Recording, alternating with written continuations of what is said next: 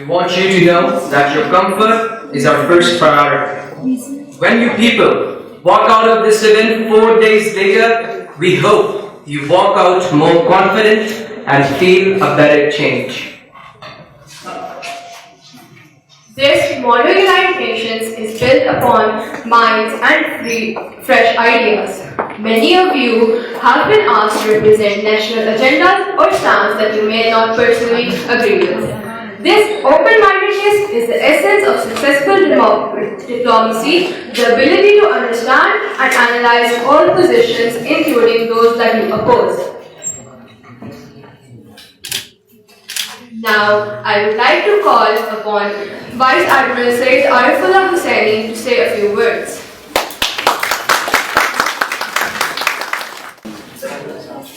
Assalamu alaikum.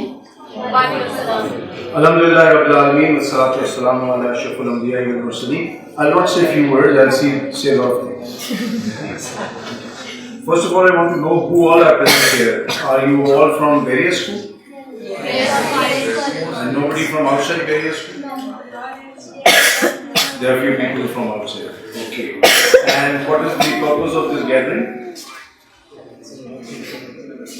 It's just an opening ceremony of what? So what is United Nations?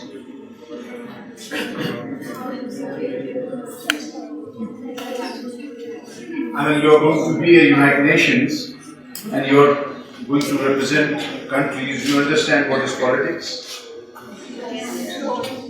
Yes? No? No. So you must know before you start your business that what is politics and what is international politics. Okay. So I'll give you a small lecture for you to start what you are going to do in next 2 or 3 days in a much more better and serious. Because this is not just a jamboree or an entertainment, because this has been organized and you have put in a lot of efforts, you are going to put in a lot of time, and the good time is good time when it is positively spent. So first and foremost,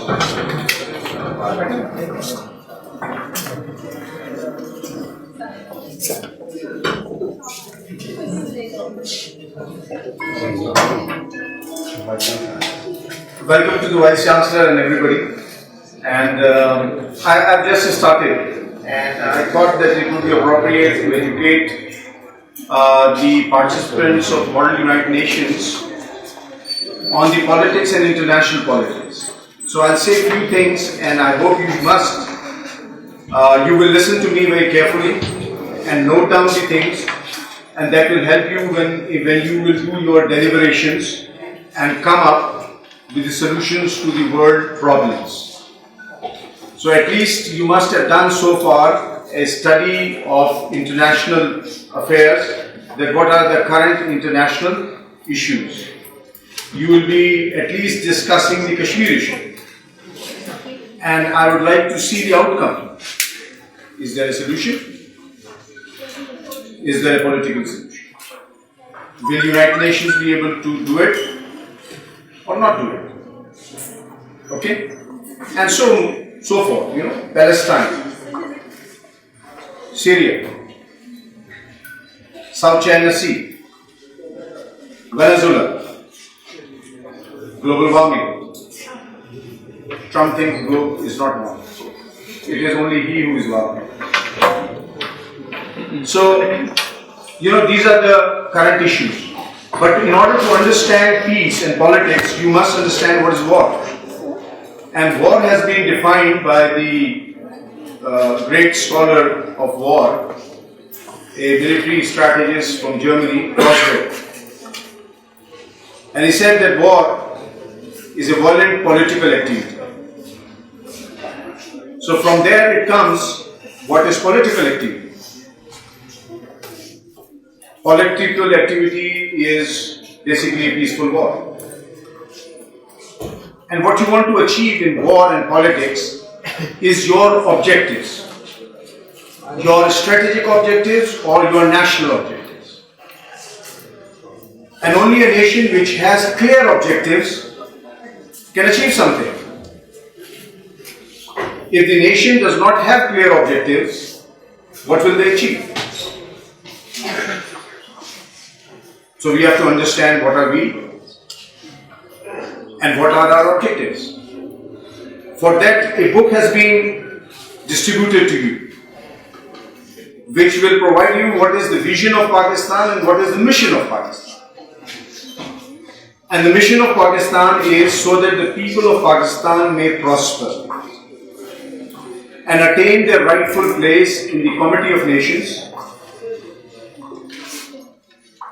to contribute towards international peace, stability, progress and prosperity of humanity. We have chosen for ourselves, or our founding fathers have chosen for ourselves, a mission which is very tall. We are a nation with no nationalism. We do not have nationalistic objectives, we have global objectives. We are a nation which is a nation of a future. We are a nation which stands for humanity rather than our nationality. So you belong to a great nation. And this is the nation which must lead the nations. So we have to get there. It's a tall. But unless and until you don't know it and you don't deliberate on it, how will you become leaders? So I'll talk a little bit about that. Okay? What is politics? To come to power and stay in power. That's what you see every day on television screen. You read in newspaper. And this is what has been your experience so far, isn't it? This is what is politics. But this is not politics. For politics, Allah subhanahu wa ta'ala has sent prophets, so many prophets. What did Moses do? Politics. He liberated his people. What did David do? He liberated the same Bani Israel again, after they were enslaved one more time. What did Ibrahim do? Alayhi salam. So all great men have fought to liberate the humanity. Because in human society, some people want to oppress, those in the power want to enjoy monopoly. They want to enjoy more than the others. Greed. So they oppress. And the majority of human beings want liberation. Liberty. Isn't it? They don't want to be oppressed. And the very purpose for which all these prophets came, the very purpose of Islam, is to create an egalitarian society on earth. In fact, true egalitarianism is not possible without the concept of Tawheed. If different gods have created humanity, then how can humanity be one? So our concept is that everything has been created by Allah subhanahu wa ta'ala. So there has to be a harmony in this universe. And the entire struggle of Prophet ﷺ and his Sunnah is to establish an egalitarian society. When Qaid Azam Muhammad Ali Jinnah was asked about Pakistan in a Western university, probably Brooklyn, 1 year before the creation of the country, what is Pakistan? What do you mean by Islamic Republic? He said, Pakistan will be a democratic state based on the Islamic principles of social justice. So Islamic principles of social justice is what is the purpose of Islam in the political scenario. And why democracy? What is democracy?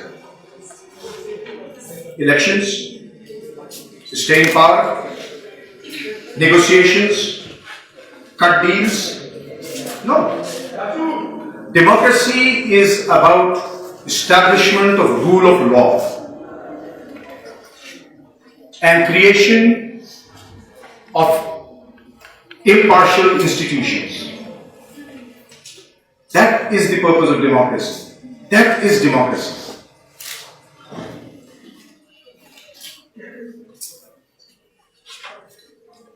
And that is what Pakistan has been created. Unfortunately, we have not been able to make true political parties. And this, gathering, perhaps some of you are not taking it so seriously, is a very serious gathering.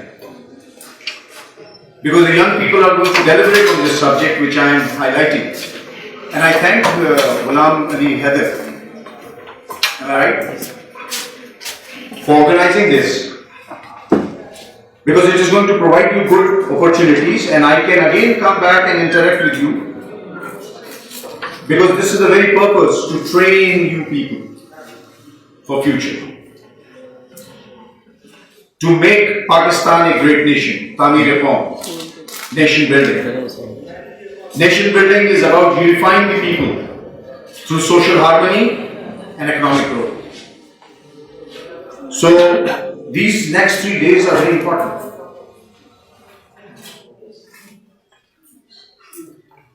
Remember, Adm Syed Arifullah joined Lincoln's Inn because on the list of names of the lawgiver, he saw Muhammad Sallallahu Alaihi Wasallam on the top. You know, the world has seen 3 types of political systems: tribalism, monarchy, and democracy. There is no concept of law in tribalism. Tribes do not follow law. They follow norms and traditions. And everything is a deal. Perhaps this is what we are still practicing in our society. In monarchy, king is the law. Muslim societies, we have a very strong footprint of tribalism still in our country and many of the other countries. But democracy is outcome of rule of law. In England, rule of law came first, which was brought by Cromwell, who was later hanged. His dead body. Okay, but England should be thankful to Cromwell, because Cromwell was the person who gave them rule of law.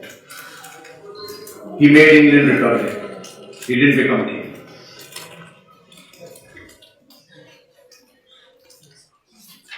And rule of law is very important. We do not practice it.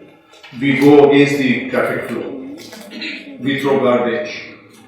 We do all sort of wrong things. So society needs to be transformed.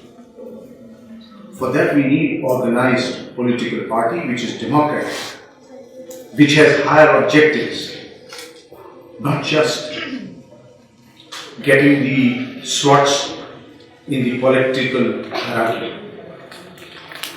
to make money. We have to live for higher purposes. And this brings me to international politics. Because United Nations is about the international politics. United Nations was created to prevent wars like First World War and Second World War. Will United Nations be able to prevent Third World War? Question mark. Is United Nations still relevant with 5 permanent members? But we would like to have 5. Because if there is going to be the 6th one, it will be India. Okay? So that's where we have to become animals. Because in the international system, there is nothing like international law. International system is again like anarchy. There you achieve your objectives with your strength. And that's where you have to deal with the international norms and norms of the human civilization. Because after all, we are human beings. And let me tell you that the international politics is shaped by what is the most important thing? Have you heard of the word geopolitics? If you do not understand geopolitics, you do not understand international affairs. So geography is the most important aspect. If somebody wants to make politics an international affair, their business. There's a book of Robert D. Kaplan. I respect him, although he is very anti-Pakistan. But I respect him for his knowledge, and I consider him the geopolitician of our time. He has written a book, Revenge of Geography. And this book has been written because the Americans ignored geography, being so technologically advanced and powerful in 1990s. And its outcome they are facing now. So he was trying to teach his own nation that please understand geography. Because geography has shaped human behavior. Geography has shaped human behavior, human psychology, so the human culture. So the next subject to do this, what do you call that? Man or moon, okay. So, this man ko chalane ke liye, you have to understand geography, you have to understand culture, social studies. Then you have to understand what? History. Because our behavior today is anchored in history. You have to understand history. And history of the world. And then what you have to understand? Economy. Because we are all motivated by resources, money, treasure, greed. So you have to understand economy. And economy has positive connotation also. Because if economy is bad, people are going to starve. So if you have to feed, 7 billion people, which is going to be 8 billion people, then you have to think to make economy more efficient, more egalitarian. And what else? How do the politicians do their business and win? All wars are won and lost in mind. You have to impact on the mind of the people. So you must understand psychology. And I love you because you have put yourself to a challenge by coming here. That now, in next 2-3 days, you are going to read his geography, history, culture, economy, human psychology, isn't it? And you are going to deliberate what are the current problems and how can humanity solve it. Okay? So when you are acting as Trump, be a true Trump. And when you are acting as Modi, be a true Modi. But not a Modi which is painted by media. True Modi. Okay? And true Imran Khan. And true MBS. And true Erdogan. Okay? So I think you will have a very entertaining time, because time spent on positive things is a time which is of value, which you will remember, and this time will benefit you a lot, even when you do not become a politician or a diplomat or a businessman or anything else.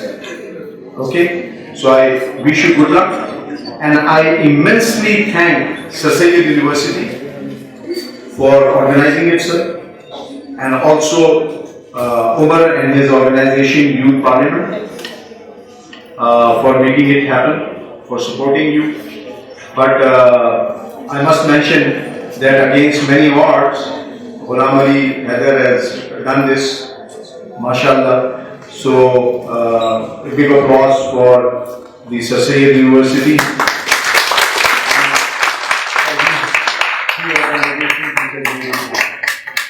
I thank you, sir. Thank you, Vice Chancellor.